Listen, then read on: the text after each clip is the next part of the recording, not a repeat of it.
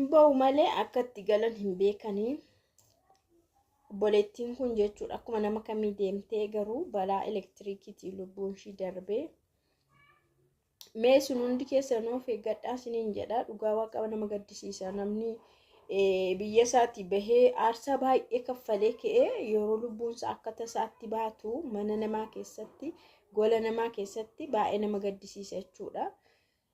Of eeggannoo gochuu qabdu jechuudha. Isinillee yeroo hojii hojjettanii kaarabaa kana jechuudha. Akkamitti akka nama qabatu hin beekamu. Biyya keessattis ta'e biyya alaattis ta'e balaan kun hinuma jira. Balaan elektiriikaa ni jiraata. Egaa isheen kunis baay'ee nama gaddisiisti dhugaa Waaqa. Madaamiin akka malee reebdee akka malee tumtee imbaasiin hin qaqqabuu fi dallaalaan hin qaqqabuu fi Joordaan jechuudha. Shamarran keenya haala rakkisaa keessa galaa yeroo ammaa kana jechuudha. Nagaan isiniif haa ta'u. Akkam jirtu nagaa keessanii ani baay'ee nagaa ku galata Waaqaa ta'u bakka jirtanitti nagaan isiniif haa baay'atu.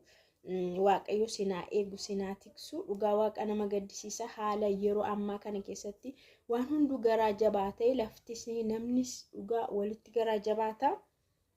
Egaa kana keessatti immoo Waaqni yeroo hundumaa gara laafaa ta'e sinaa gargaaru sinaa eegu.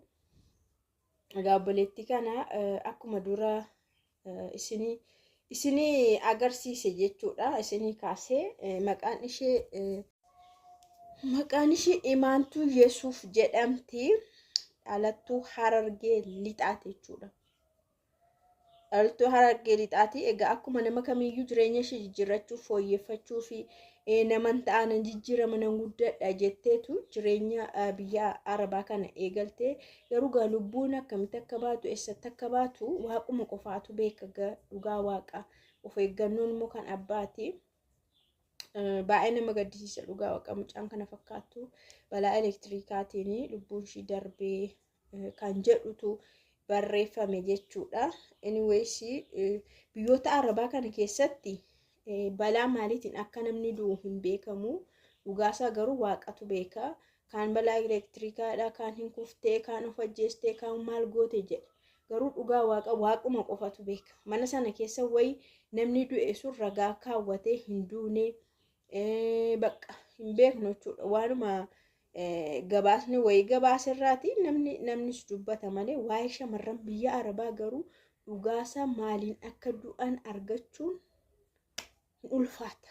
Dhugumaan isiniin jedha baay'ee ulfaata. Maaliif ragaa qabatamaa namni maree maal godhee namaa kennus hin jiru. Reeffa akkuma akkatti galaa maal jedhama bakka dhugaa Waaqa baay'ee nama gaddisiisa. Kanaafuu of eeggadhaan isiniin jedha. Kaarabaan baay'ee rakkisaadha.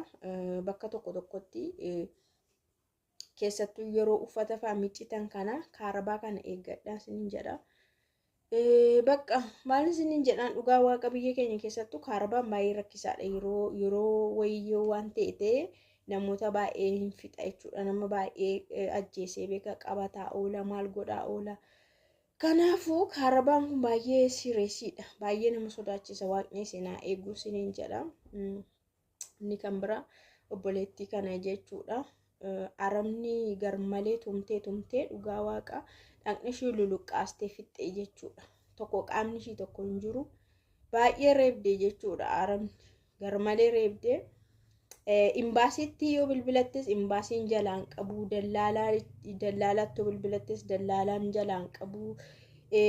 Yeroo ati rakkattu koo namni sii qaqqabu hin jiru. Dallaalaanis ta'e maalis ta'e silaa dallaalaan sii qaqqabuu qaba. Imbaasiin illee sii qaqqabuu qaba ture. Ati yoo bilbilatte garuu keessattuu kan Itoophiyaa kana jalaan qaban dhugaa Waaqa jalaan qaban yoo bilbilatanis hin barbaadanis keessattuu dallaalaa taanaan immoo achumatti faasi deebisti. Yoo ati achii baate achitti si deebisti. Yoo dallaalaan illee nama reebdi waan ajaa'iba. Dallaalaan illee ijoollee keenya qallaalii reebdu jechuudha. Gara biyyaatti sin deebisa guudii jechuudha. Waan nama naasisu biyya keenya keessatti jechuudha. Wanti isaa namaa hin galu. Anuu viidiyoo irratti hojjedheera kanarratti. Egaa haadhaaf abbaan yeroo miidiyaa irra taa'anii boo'anii intala koo na jalaa gudeedamtee tokkorrayyuu lama gudeedamtee amma manaa baddee dhokattee jirti. Jarri sunis qabamuu hin dandeenye. Eenyu akka ta'anis hin baramne jedhanii yeroo haadhaaf abbaa miidiyaarra taa'anii nu qaqqabaa nu dhaggeeffadhaa jedhanii boo'anii soba haasa'u jettuu reeshise. Soba jettu. Mucaanis akkanuma yeroo boossee viidiyoodhaan haasoftuu sobaa jettuu reeshi.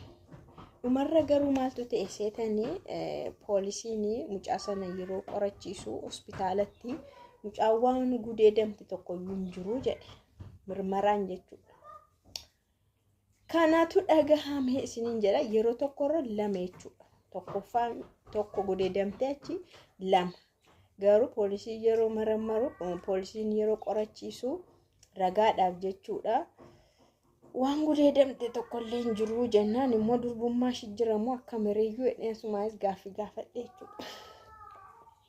Namni naa deebisu yoo jiraate durbummaa ishii jira natti fakkaata qaba. Namoonni baay'een asirratti maal jedhan seetanii yookaan gargaarsa barbaaddeetu kanaaf waan yaada akkasii fiddee yoo jedhan mucaan ishii yaada akkasii haa fidduu haadhaaf abbaanis dhuguma mucaa faana akkas jedhanii miidiyaarra taa'anii sobuuyyuu kan jedhumoo gaaffii guddaa namatti ta'a jechuudha dhugaa waaqa. Kana qofaa miti wanta baay'ee jira biyya keenya keessa maallaqa argachuuf jecha namni waan inni ofitti hin farrisiin hin jiru. Waan namni ofirratti mu'aartiidha kun ofirratti hin muriin hin jiru jechuudha.